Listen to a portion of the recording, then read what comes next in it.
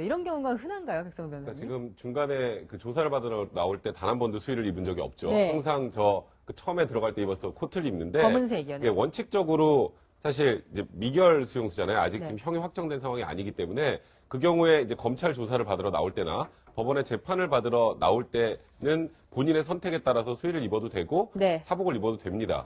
근데 이제 최순실 씨는 지금 다른 안종범 수석은 항상 수의를 입고 나왔던 것 같은데 항상 저 사복을 입고 나오는 게 여러 가지 의미로 해석이 좀 되는데요. 또 일각에서는 그런 얘기도 있어요. 그러니까 본인이 혐의가 없다라고 네. 생각을 하고 있으니까 그러니까 내가 왜 죄수복을 바깥에서 입어? 네. 라는 생각으로 사복을 입고 나오는 게 아니냐라고 얘기도 나오는데 일단 지금 최순실 씨는 그렇답니다. 아니 지금 수위가 사이즈 맞는 게 하나도 없어서 네. 다 아무리 작은 걸 입어도 밑단이 끌려서 그래서 바깥에 나올 때는 사복을 입는다라고 하고 있는데 저는 개인적으로 생각할 때 최순실 씨가 아직도 내가 뭘 그렇게 잘못했지? 네. 라고 생각하는 게 더 강하지 않을까 개인적으로 생각이 드네요. 네. 지금 최순실 씨뿐만 아니라 정호성 전 비서관도 죄수복을 입지 않고 사복을 입고 있고요. 그다음에 장시호 씨, 그러니까 그 최순실 씨의 이제 조카죠. 장시호 씨도 사복을 입고 저렇게 보면 화면 분할로 보여드리고 있습니다만 세 명만 유독 네. 사복을 고집하고 있어요. 청결 생각도 좀 나는데 저렇게 네. 계속해서 한 달 동안 내내 입는 저희가 뭘까요? 근데 지금 말씀하신 것처럼 사실 이렇게 딱 분류가 되는 거 아닙니까? 이제 사복을 입고 나오는 사람과 그렇지 않고 그냥 이제 지급받는 그 죄수복이라고 해야겠죠. 수의라고 하면 또 다른 예. 중의적인 의미가 있어. 죄수복을 입고 나오는 사람들은 좀 더 검찰 수사에 협조적이거나 자신의 잘못을 어느 정도 인정하는 사람과 그다음에 사복 차림으로 나오는 사람들은 계속 그 현실을 부인하고 싶은 게 아닌가 이런 생각도 들거든요. 근데 네. 지금 말씀하신 것처럼 어떻게 매일 똑같은 옷을 입고 나오면 이게 세탁은 언제 되나 이런 거 걱정하실 수도 있는데요. 근데 사실 이렇게 출정할 때라는 표현을 쓰는데 검찰에 출석하거나 법원의 재판을 받을 때 그 시간만 저 사복을 입고요. 이제 구치소에서 잠을 자거나 딴 활동을 할 때 구치소 내부에 있는 시간은 또 죄수복을 입고 있어야 되거든요. 그 규정이 있기 때문에. 그리고 또 이 구치소에 그 세탁소 차량도 드나듭니다. 그래서 저 사람들이 이제 수감될 때 입었던 양복, 남자분들 같은 경우는 양복, 여자분들은 자기들 입고 있던 옷 이런 거에 대해서는 저도 자세히 물어보진 않았는데 세탁소 차량이 드나드는 거 보면 그 부분에 대해서는 자기가 비용을 부담하고 세탁을 해주는 네. 게 아닌가 미결수에겐 그런 생각이 드는데요. 근데 저렇게 너무 아침부터 저녁까지 계속 있으면 사실 그 세탁을 할 시간이 쉽지는 않을 것 같습니다. 그렇네요. 저기 보면 지금 안종범 수석의 모습이나 차은택 씨는 사실 머리에 쓰고 있던 이제 모자, 가발까지 이제 벗겨지면서 본인은 굉장히 가슴이 아프다는 전언도 들리고 있는데 표정에서 보면 두 사람은 그래도 좀 반성을 하는 뉘앙스가 좀 보이는 반면에 정호성 비서관만 하더라도 사실 이 엄청난 이 휴대전화 녹취가 있다는데도 불구하고 자세가 정말 꼿꼿해요. 옛날에 김장수 전 국방부 장관을 본 것처럼 꽃장수처럼 이렇게 꼿꼿하게 서서 다니거든요. 정호성 전 비서관의 경우에는 이런 생각을 할 수 있을 것 같아요. 왜냐하면 박근혜 대통령과 최순실 씨 사이에서 자기는 단순한 메신저로서의 역할밖에 한 게 없어요. 자기가 적극적으로 자기 생각을 담아서 무슨 비리를 저질렀거나 무슨 의혹의 그 핵심에 있는 사람이 아니잖아요. 그냥 박근혜 대통령이 야 이거 최 선생님한테 전달해 그러면 전달했고 또 이 최순실 씨가 야 박근혜 대통령 이거 왜 며칠까지 이거 한다는데 왜 안 해? 이거 좀 한번 독촉해봐. 그러면 예 알았습니다. 그러고 전달하고 이 역할을 한 거예요. 그리고 실제 저는 그 역할 외에 자기 생각을 담아서 비리에 연루됐다고 생각은 안 하거든요. 그런 거 보면 본인 입장에서는 자기는 그야말로 이 주범이나 공범보다는 그냥 시키는 대로 일만 한 심부름꾼이다 이렇게 생각을 하니까 오히려 마음이 편안할 수 있겠죠.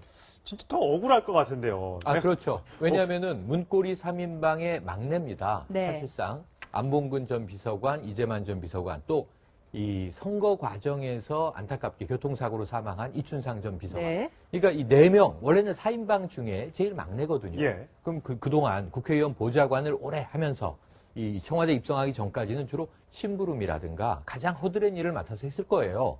그런데 혼자 억울할 수 있어요. 형들은 다 안 들어와 있고 나만 지금 들어가 있단 말이에요.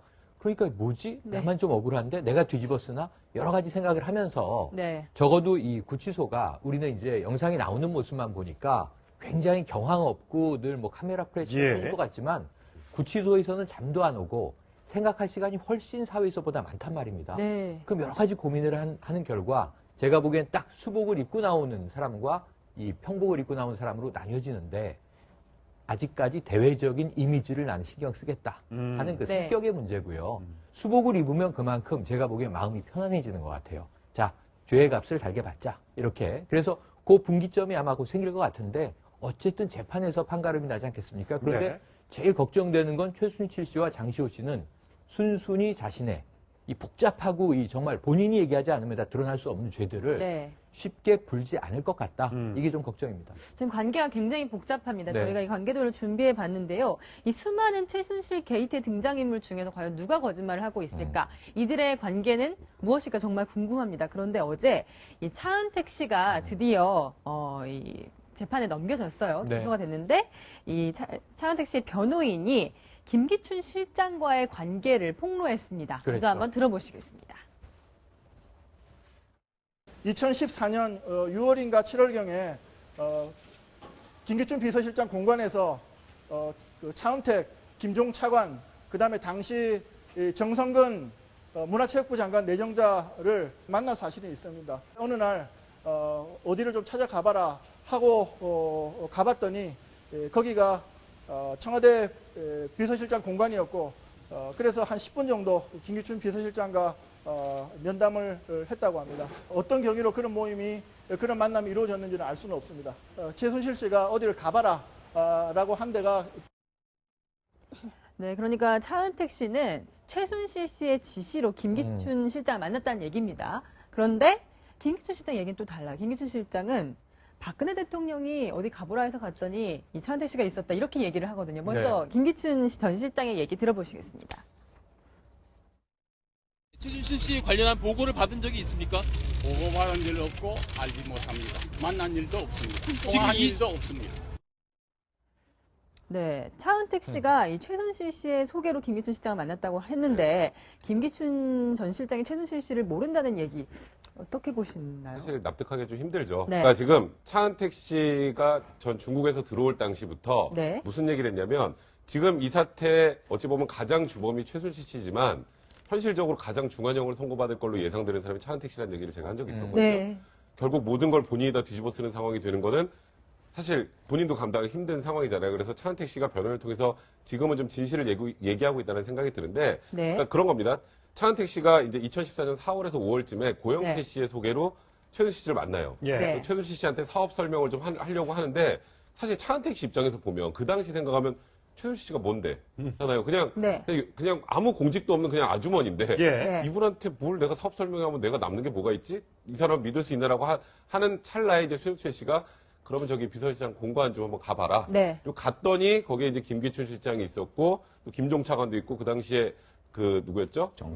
정성근 문체부 네. 장관 내정자가 있었다는 네. 거거든요. 그걸 보고 아, 이 사람의 힘이 보통이 아니구나. 라고 그 다음부터 이제 차은택 씨 인맥이 문체부를 다 장악하는 과정이 있었잖아요. 이제 그렇게 해서 이제 김기춘 씨를 만났다고 하고 네. 그리고 차은택 씨 말고 또 기억할지 모르겠지만 김종 차관도 예. 김기춘 씨가 가보라고 하니까 최순 씨가 있더라는 얘기를 했어요. 예. 그 당시에 네. 이제 김기춘 실장은 정신 나간 사람이다라는 표현을 맞아요. 썼었는데 네. 또 차은택 씨가 한마디 더 한 거는 송성각 전 콘텐츠진흥원장도 김기춘 씨한테 소개시켜줬다는 얘기를 했습니다. 네. 근데 이 상황에서 저는 어제 김기춘 전 실장이 도대체 무슨 얘기를 할까요, 여기서. 근데 바로 어제 이제 생방 도중에 반박하는 내용이 나왔는데 예. 네. 최순실은 모르고 박근혜 대통령이 가보라 그래서 갔더니 차은택이 있더라. 네. 사실 여기서도 최순실을 모른다라고 하는 게 상식적으로 맞는지 모르겠습니다만 네. 지금 현재 나와 있는 돌아가는 구도상으로는 김기춘 전 실장과 최순실 씨가 알았을 가능성이 좀 더 높지 않을까 네. 이렇게 네. 생각이 드네요. 저는 비서실장 공관 이 장소에 참 주목을 하는데 네. 어디 가서 만나라 하더라도 밖에서 커피숍에서 만날 수도 있고 조용한 다른 데 가서 만날 수 있는데 공관은 청와대 안에 있잖아요. 또 비서실장 공관에 가본 사람이 많지 않은데 이두아 변호사는 가보셨다면서요? 예, 근데 청와대 안은 아니고요. 네. 이제 청와대와 근접해 있지만 이제 공간은 분리돼 있죠. 근데 예. 사실 그 골목 입구에서부터 아주 경계가 삼엄해서 사복 경찰이겠죠. 이제 검문을 하면서 차량도 검문을 하고 네. 이제 그리고 신원이 저희가 미리 이렇게 통보를 하지 않으면 뭐 물론 이제 청와대 본관에 들어갈 때처럼 문이 그렇게 돼 있다든가 이렇게는 안 돼 있는데요. 그렇지만 검문이 아주 확실하고 그다음에 신원이 미리 통보돼 있어서 비서실장 공관에서 그 사복 경찰관들한테 누가 어떤 차량 뭐 어떤 뭐 차종을 알려주고 차량 그리고 사람 누가 올 거다라고 하면 그때 통과를 시켜주고 그리고 들어가 보면 비서실장 공간은 국무총리 공간하고 좀 다릅니다. 국무총리 공간은 저희가 이제 큰 길가에서도 네. 볼 수 예. 있고, 그리고 그 안에 여러 동의 건물이 있고, 또 접대용으로 영빈관 비슷하게 한옥도 있고, 그런 데서 식사를 할 기회가 많은데요. 비서실장 공간은 그렇게까지 국무총리 공간처럼 큰 규모가 아니어서 예. 사람을 많이 부르진 않거든요. 그렇기 때문에 김기춘 실장이 그거는 인정하신 거 아니에요. 김기춘 전 실장이 공관에서 만났다는 건 인정하시는 것 같아요. 10분간. 네, 그렇죠. 공관에서 만났다는 건 인정하시는 거면 그건 아주 이례적인 게 아닌가. 대통령 지시로 만나서 뭐 문화 융성에 관해서 뭔가 의논할 게 있었다면 대통령 지시로 마뜩 차는 사람을 만난다면 네. 그냥 청와대로 부르겠죠. 네. 뭐 거기서 기록을 남기고 잠깐 보고 나가라도 하던가 비서관이나 누구를 배석시켜서 잠깐 얘기 듣고 내보내야 말썽이 안 생기니까 예. 그런 식의 네. 행동을 하시겠지. 잠깐 만나고 뭐 별 얘기 안 할 사람을 만나는데 공관으로 부른다?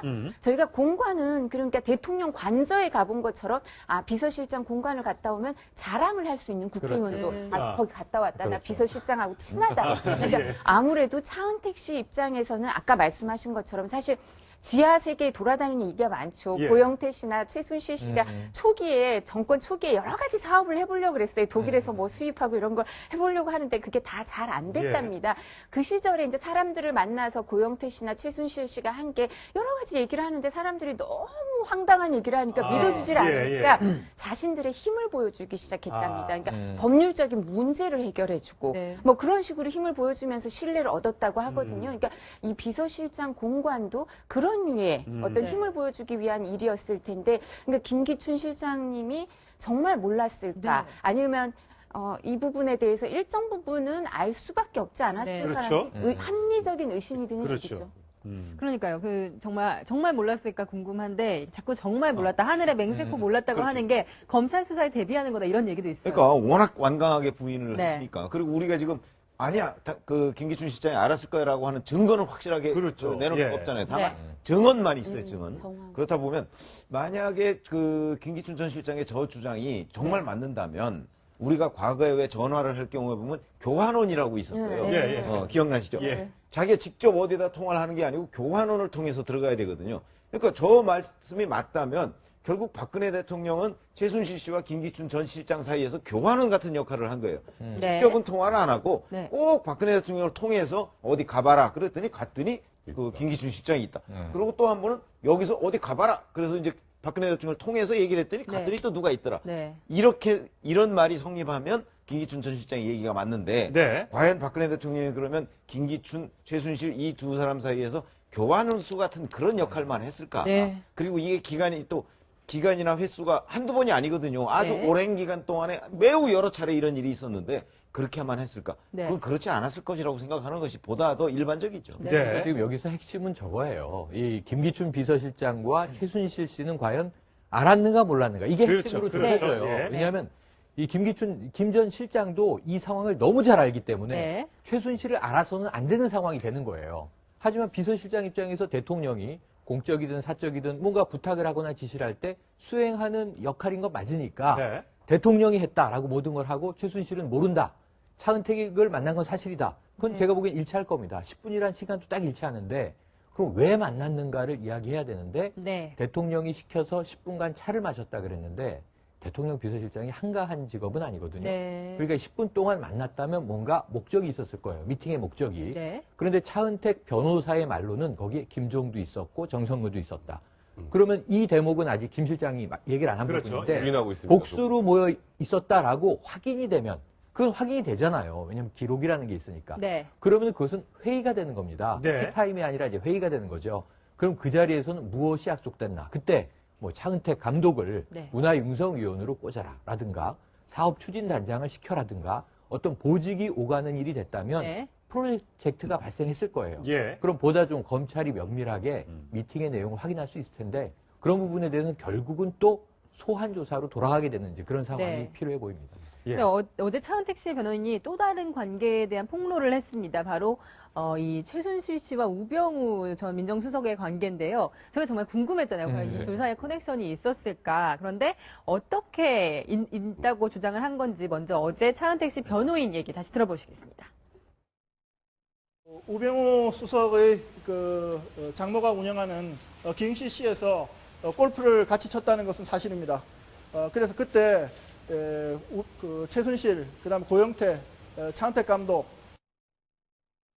자, 그동안 언론 보도 등에서 많이 보도가 됐던 내용이 그대로 변호인의 입을 통해서 확인이 되니까 저희도 놀랐습니다. 한 명 정도는 틀릴 줄 알았는데 등장인물이 똑같이 나옵니다. 6명이고요. 그러니까 이게 기사로 나왔을 때는 사실 여부 확인이 안 됐잖아요. 뭐 차은택 씨 입에서 이 얘기가 나왔다더라라는 게 기사였는데 나온 게 사실로 확인이 된 거고요. 그러니까 이제 그 시점이 굉장히 좀 의미심장합니다. 우병우석이 민정수석 비서관으로 들어가기 직전이에요. 직전이요, 네. 직전에 최순실 씨, 우병우석의 장모, 그리고 차은택, 고영태, 2대 관계자. 그다음에 그런 식으로 이제 모여서 골프를 쳤다라는 내용이었거든요. 그러면 우병우석은 지금까지 최순실 씨 전혀 모른다라고 해왔는데, 당시에 우병우석과 최순실 씨와 관계를 확인하기 위해서는 우병우석이 어쨌건 그냥 변호사였는데 갑자기 청와대로 들어가게 된 그 과정에 혹시 최순실 씨가 개입한 게 아니냐 이 부분을 파야 된다는 얘기가 나왔는데 그 부분에 대한 이제 사실상 단초가 제공이 된 거고요. 우병우석이 지금까지 계속 뭐 최순실 씨를 몰랐다라고 하고 있지만 뭐 차은택 씨의 전행이나 김종 차관의 전행을 보고받고도 묵인했다는 정황도 나왔고 그리고 이번 지금 미르재단 K스포츠재단 수사와 관련해서 다음날 조사를 받으러 가야 될 사람한테 보낸 문건에 전날 조사받은 사람의 얘기가 다 들어있었다는 거. 그러면 무언가 지금 이 게이트를 민정수석 씨 차원에서 덮으려고 했다는 의혹에서 자유로울 수가 없잖아요. 그게 결국 이 스타트 라인에서 민정수석 비서관으로 들어가는 과정에서 최순실 씨의 입김이 개입했기 때문이 아닌가라는 합리적 의심을 할 수밖에 없는 상황이죠. 이 골프 친 시점도 사실 지금 언론기관에 따라서는 조금씩 다르잖아요. 어느 곳에서는 자, 그 골프 친 시점이 우병우 전 민정수석이 민정비서관으로 들어가기 전이다.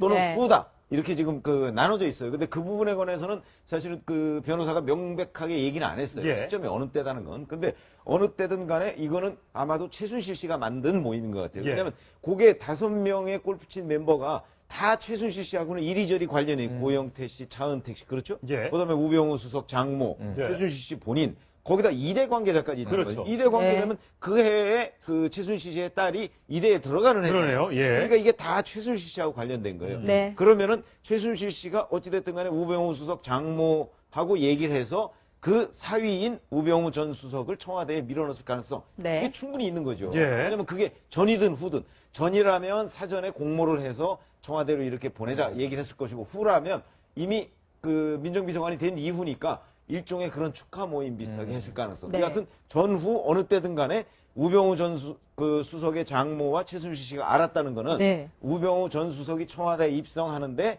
최순실 씨가 역할을 했을 것이다라는 그런 의혹을 아주 사실인 것처럼 그렇게 만들어주고 있어요. 그러니까 그 부분에 관해서 명확하게 규명을 해야 됩니다. 골프 쳤던 사람들 모임이 그러니까 문화농단, 교육농단, 국정농단, 5인회네요, 5인회, 6인회. 근데 사실 우병우 수석의 본인의 얘기를 들어서 확인을 하더라도 사실 그 장모가 각별하다 이거 아닙니까? 처갓집이랑 각별하고 본인이 이제 딸만 있는 집의 큰 사위이기 때문에 아들 노릇을 했다 이렇게 알고 있거든요, 법조인들이. 그러니까 장모님 입장에서도 이 사람을 챙길 수밖에 없는 거 아니에요. 뭐 좋은 공무원으로 보내고 싶을 거고 이럴 텐데요. 그리고 사실 저희가 강남에서 들은 얘기가 많죠. 근데 강남에서 여자분들이 저 연배의 여자분들이 모이는 곳은 참 이렇게 제한적으로 돼 있거든요. 그래서 제가 생각이 나는 게 이제 2013년 그 초반기 전반기에 사실 S호텔이 그 리노베이션을 했죠. 그래서 거기 회원권을 갖고 있던 분들이 이제 어디론가 이동을 해야 되는 거예요. 그때 모든 사람들이 이상하게 차움을 다 가자고 하더라고요. 그러니까 차움에 가야지 너한테 도움이 된다. 그러니까 차움을 가야지 뭐가 된다. 그러면서 왜 차움을 가자고 하는지 명확히 얘기를 안 했는데 근데 알고 보니까 이제 그분들은 다 기업하는 사람들은 알고 있었던 거예요. 최순실 씨의 존재를. 그런 것처럼 그리고 사실 우병우 전 수석의 장모님과 그 따님들에 대해서도 이제 강남에 뭐 어디 다니고 뭐 어디에서 뭘 하시고 이런 것도 다 가면 종업원들이 얘기를 막 하거든요. 지금. 그러니까 최순실 씨랑 잘 아는 사이일 수밖에 없고요. 뭐 병원부터 무슨 마사지 받는 데부터 해서 뭐 이렇게 뭐 그렇게 해서 이분들이 잘 아는 사이니까 이렇게 도움이 모른다는 사이. 우병우 전 수석이랑도 그렇게 해서 알 수밖에 없는 사이고요. 그리고 어떤 게 있냐면 사실은 최순실 씨가 이 모든 국정농단을 다 기획하고 이랬다고 믿기가 좀 어려운 게 있거든요. 아까 말씀드린 것처럼 처음에 사업하려고 그러다 잘 안 됐던 게 있었는데요. 그렇다면 이 재단의 얼개를 형성해주고 이 돈을 모을 수 있는 여러 가지를 기획해준 사람은 누굴까? 그리고 최순실 씨나 고영태 씨의 그 말을 믿어주지 않을 때 딴 사람들이 법률적인 문제를 해결해주면서 힘을 보여줬던 사람들 이렇게 생각하니까 사람들이 김기춘 전 실장이나 우병우 전 수석이 그 뒤에 있고 사실 그 사람들을 도와주는 사람들이 아니었을까. 그리고 여러 가지 보고 라인에 대해서 대통령께 보고를 하지 않으니까 직무유기가 있지 않았을까. 이렇게 또 내지는 뭐 이 관계에서 누군가는 이 두 분이 아니라 다른 사람은 이 공무원들 중에서 같이 경제적인 이해관계를 같이 한 사람도 있지 않을까라고 사람들이 합리적인 의심을 할 수밖에 없고요. 그리고 최순실 씨 입장에서는 아마 이 두 사람에 대해서 계속 보호하려고 하는 게 이런 믿음이 있을 거예요. 내가 계속 믿을 때는 김기춘 전 실장과 우병우 전 수석 이 두 분의 법조계 인맥을 믿어줘야 된다. 그리고 내가 이 사람들을 보호해야 그 인맥을 통해서 이제 조금이라도 짧게 형량을 받고 나갈 수 있다. 이런 믿음이 있으니까 이걸 밝혀내기 위해서는 국정조사나 특검에서 최대한 노력을 해야 되지 않을까 싶습니다. 그런가 하면은 저희가 또 다른 이 관계도를 보면요. 저희가 이 판넬에서 최순실 씨를 가장 위에 놓았어요. 박근혜 대통령 우리나라 국가의 수장인데 최순실 씨가 위에 있고 정호성 비서관을 통해 뭔가 내려가는 이런 모습인데요. 그 지금 내용들을 저희가 준비를 했습니다. 네. 이 정호성 녹음 파일 10초만 공개하면 횃불이 될 것이 촛불이 횃불이 될 것이다. 정말 궁금합니다. 이게 언제 법정에서 공개가 될지 정말 궁금한데 검찰은 그렇습니다.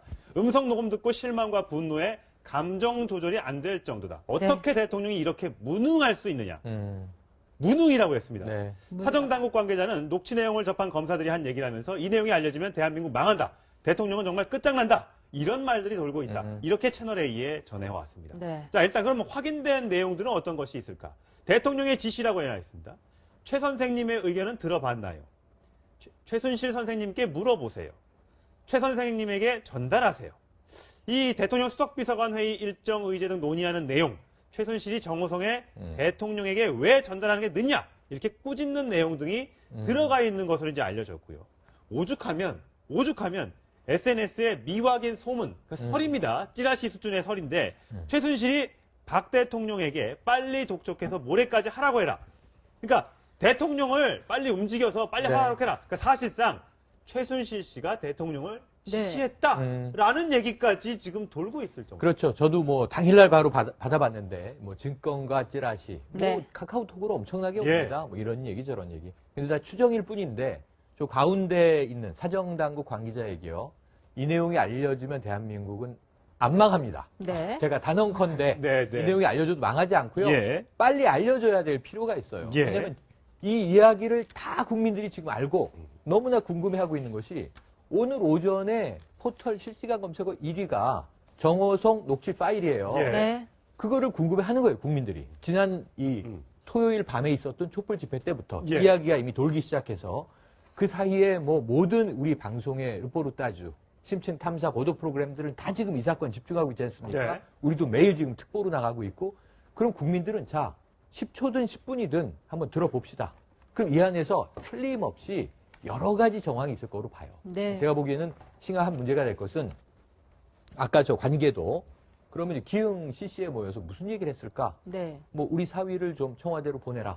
그럼 우리가 서로 좋을 것이다. 이거 인사농단이죠.